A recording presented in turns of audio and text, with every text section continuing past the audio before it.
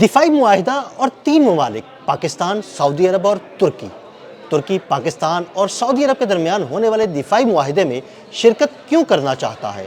عامر رضا سے بات کرتے ہیں۔ عامر بھائی، کچھ خبریں زیر گردش ہیں، ترکی چاہتا ہے کہ پاکستان اور سعودی عرب میں جو معاہدہ ہوا ہے دفاعی معاہدہ، اس طرح کا معاہدہ اس کے ساتھ بھی ہو جائے اور یا اس معاہدے میں وہ شرکت کر لے۔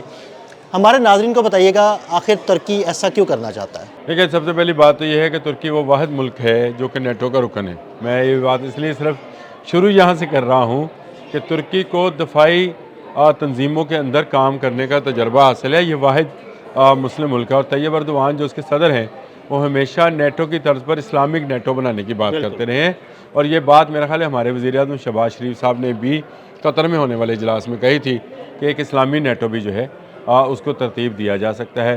اس کے بعد ہمارے وزیر مملکت برائے دفاعی امور ہیں رضا حیات حراج صاحب نے یہ کہا کہ ایک معاہدہ بن رہا ہے یا بن چکا ہے۔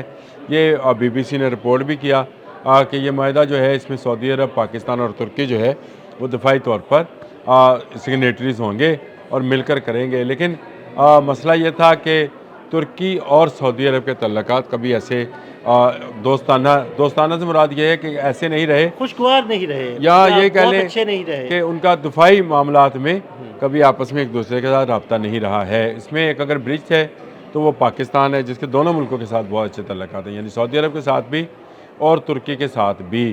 لیکن میں پھر وہی بات کروں گا کہ جو کل خواجہ آصف نے بھی کہہ دی اور ان کے منہ سے بھی یہ بات نکلی کہ کوئی اس پاک سعودی عرب دفاعی معاہدہ، ایک پر حملہ دوسرے پر حملہ تصور ہوگا والے معاہدے کے اندر اس وقت تک کوئی ملک اور شامل نہیں ہوگا جب تک سعودی عرب اس کی اجازت نہ دے۔ یہ بڑی صاف اور واضح بات کرنی چاہیے۔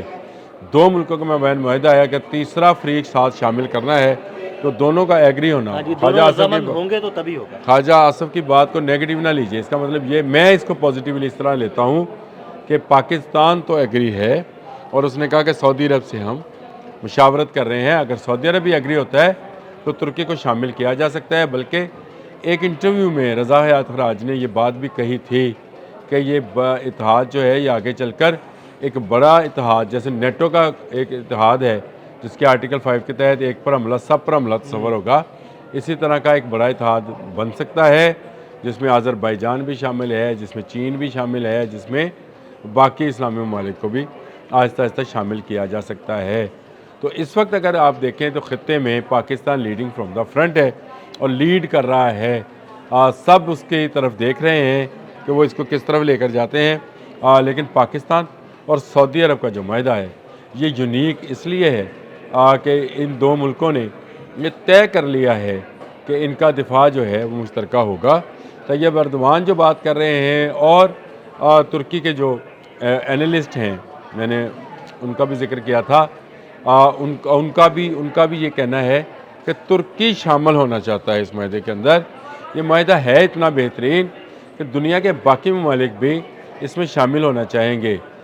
یہ وہ ایک معاہدہ ہے جو کہ آپ پر حملہ آوروں کی جارحیت کو روک سکتا ہے۔ یہ بڑی اہم بات ہے، اور ترکی کیونکہ دفاعی پیداوار میں آپ کو پتہ ہے کہ کافی ترقی کر رہا ہے اور اس پر کافی محنت کر رہا ہے، کافی کام کر رہا ہے۔ اپنا 5th جنریشن کا جہاز پاکستان کی مدد سے بنا رہا ہے، مختلف میزائل ٹیکنالوجیز اس کے پاس ہیں، اور اس طرح پاکستان جو ہے آلریڈی اپنا جنگی جہاز بناتا ہے، اب 5th جنریشن کا جہاز بھی بنائے گا۔ اس کی میزائل ٹیکنالوجی جو ہے اس کا جواب کسی کے پاس نہیں ہے، اپنے سے 8-10 گنا بڑی فوج کو یہ شکست دے چکا ہے چند ماہ پہلے۔ تو ہر ملک جو ہے ایک میگنٹ کی طرح، جب پاکستان میگنٹ بن گیا اور اس کی طرف کھینچا چلا رہا ہے، تو یہ میں سمجھتا ہوں کہ جو ترکی کے دفاعی تجزیہ کار ہیں اس جان، ان کا تجزیہ اور یہ خبر کہ ترکی شامل ہونا چاہتا ہے، رضا حیات حراج کا انٹرویو اور کل خواجہ آصف جو ہمارے وزیر دفاع ہیں ان کا بیان کہ پاکستان اور سعودی عرب مل کر یہ فیصلہ کریں گے کہ ترکی کو شامل کرنا ہے یا نہ کرنا، یہ خطے میں ایک نئی پیش رفت کا آغاز ہے، اور آگے چل کر اس میں ایران بھی شامل ہو سکتا ہے۔ یہ میں بات اس لیے کہہ رہا ہوں، آپ اس پر اس وقت لوگ شاید اس کو بات کو اس طرح سے نہ سمجھیں۔ کل طیب اردوان نے اپنی پارلیمنٹ کے اندر یہ بیان دیا کہ ایران مشکل حالات سے دوچار ہے، کچھ نکل گیا ہے، کچھ اس نے نکل جانا ہے اور ہم دعا گو ہیں کہ یہ نکل جائے اس میں سے. اس کا مطلب یہ ہے کہ آنے والے وقت میں جب وہ اسلامک نیٹو کی بات جو کہ ہمارے وزیر اعظم شہباز شریف صاحب نے پہلی مرتبہ کی تھی قطر میں، اس کی گراؤنڈ بنتی نظر آتی ہے. تو عامر بھائی، کیا میں یہ سمجھوں کہ مستقبل میں پاکستان، سعودی عرب، ترکی اور ایران کا ایک اتحاد ہونے جا سکتا ہے؟ دیکھیں، جب آپ کا دشمن مشترک ہو تو آپ مشترکہ کیوں نہیں ہو سکتے ہیں؟ پہلی بات یہ ہے کہ آپ نے بھی پڑھا ہوگا، میں نے بھی پڑھا بچپن میں، RCD ہم نے پڑھا تھا ایک.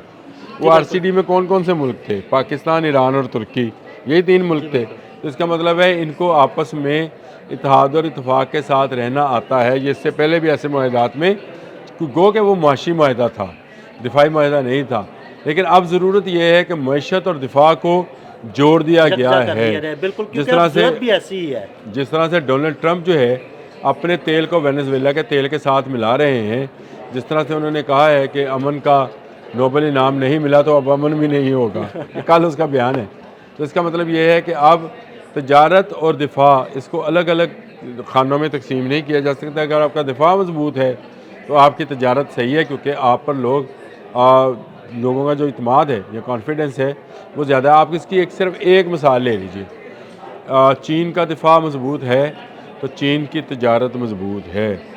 بھارت کا دفاع مضبوط نہیں شو ہوا، یعنی دنیا نے دیکھا کہ وہ مضبوط نہیں ہے، تو آج بھارتی تجارتی کمپنیوں پر 25 اور 16 کر کے کتنا ٹیرف لگ چکا ہے. لگ رہے ہیں، اب مارے کو مارے شاہ مدار والا معاملہ ہے.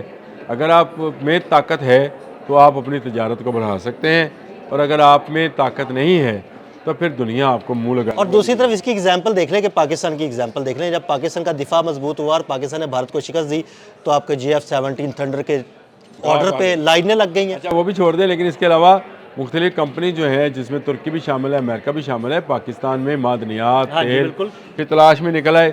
تو یہ مضبوط ملک جو ہیں وہی سروائیو کریں گے. سروائیول فار دا فٹسٹ والا جو قانون ہے نا، یہ قانون یہاں پر دنیا میں اس وقت لاگو ہے. اور اگر آپ فٹ نہیں ہیں تو پھر آپ بھائی در فٹ ہیں، جو کہ بھارت ہے.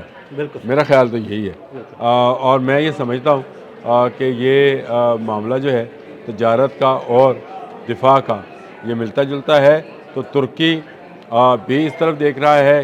ایران پہلے سے ہی خواہش مند تو ہوگا، لیکن ایران کے لیے ابھی بہت سارے سٹیپس باقی ہیں. اگر یہ سٹیپس اٹھا لیے جائیں تو اسلامی دنیا کے لیے بہت بہتر ہے. لیکن فیصلہ وہی ہے جو حرمین شریفین سے آئے گا، اور پاکستان کے ساتھ مل کر کوئی فیصلہ ہوگا کہ کسی ملک کو شامل کرنا ہے یا نہیں کرنا.